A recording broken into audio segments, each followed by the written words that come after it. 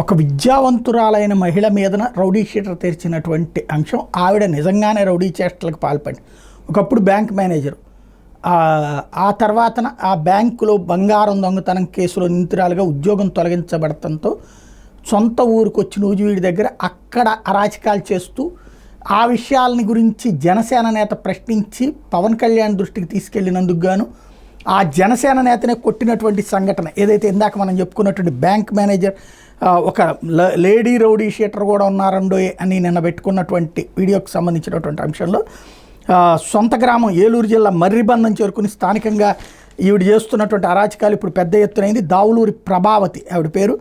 జనసేన నేత మీద ఆమె దాడి చేశారు.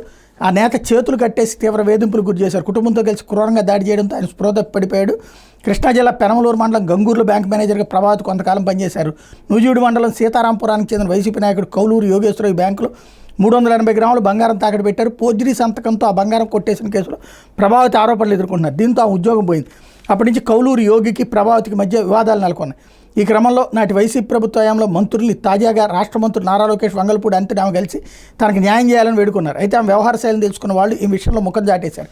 ఈ క్రమంలో డిప్యూటీ సీఎం జనసేన అధినేత పవన్ కళ్యాణ్ ప్రభావతి కలిశారు. ప్రభావతి వ్యవహారంలో మరిబందలోని స్థానిక జనసేన నాయకులకు ఆయన సమగ్ర వివరాలు కోరారు. వ్యవహారంలో దోనపల్లి వెంకట్రావు మరిబందలో చూస్తున్నారు. అయితే వెంకట్రావు పవన్కి తన మీద వ్యతిరేకంగా సమాచారం ఇచ్చారంటే ఆయన మీద ఆమె కక్ష పెంచుకున్నారు. ఈ క్రమంలో బుధవారం వెంకట్రావు మీద ప్రభావతి తన తండ్రి రంగారావు సోదరుడు ప్రభుకుమార్తో కలిసి దాడి చేశారు. చేతులు కట్టేసి విచక్షణారహితంగా కొట్టారు. దీన్ని గమనించిన గ్రామస్తులు ఘటనని సెల్ ఫోన్లో రికార్డు చేసి సోషల్ మీడియాలో పోస్ట్ చేశారు. సమాచారం అందుకుని నూజివీడు రూరల్ పోలీసులు ఘటనా స్థలానికి చేరుకుని గ్రామస్తులకు సాయంతో క్షతగాత్రులు నూజివీడు ఏరియా ప్రభుత్వ ఆసుపత్రికి తరలించారు. కేసు నమోదు చేసి దర్యాప్తు ప్రారంభించారు. ప్రభావతి ఆదరించి వివాదాస్పదరాలు సొంత కుటుంబ సభ్యుల ఆస్తులను కైంకర్యం చేశారు. మరిబంధం పక్కనే గల పల్లెర్రమూడిలో బంగారం ఇప్పిస్తామని డబ్బులు తీసుకుని బెదిరింపులకు దిగారనే ఆరోపణలు ఆమె మీద ఉన్నాయి. గ్రామంలో ప్రతిరోజు గిలిగజ్జాలు పెట్టుకుండడంతో నూజివీడు రూరల్ పోలీసులు ఆమె మీద ఏకంగా రౌడీ షీటే నమోదు చేశారు. అయితే ప్రభావతి మీద పోలీసులు చర్యలు చేపట్టడంలో తీవ్ర జాప్యం చోటు చేసుకోవడం వల్ల పరిస్థితి మరింత ఇబ్బందికరంగా మారుతోందని గ్రామస్తులు ఆరోపిస్తున్నారు.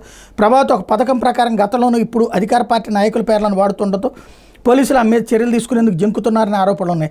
ఫలితంగా బాధితులు నానాటికి పెరిగిపోతున్నారు. ఇప్పటికైనా పోలీసులు తక్షణం స్పందించి ప్రభావితను అదుపులో తీసుకుని తమకు రక్షణ కల్పించాలని మరిబంధం గ్రామస్తులు కోరుతున్నారంటూ జ్యోతి ఓ పెద్ద కథనాన్ని ప్రొజెక్ట్ చేసింది.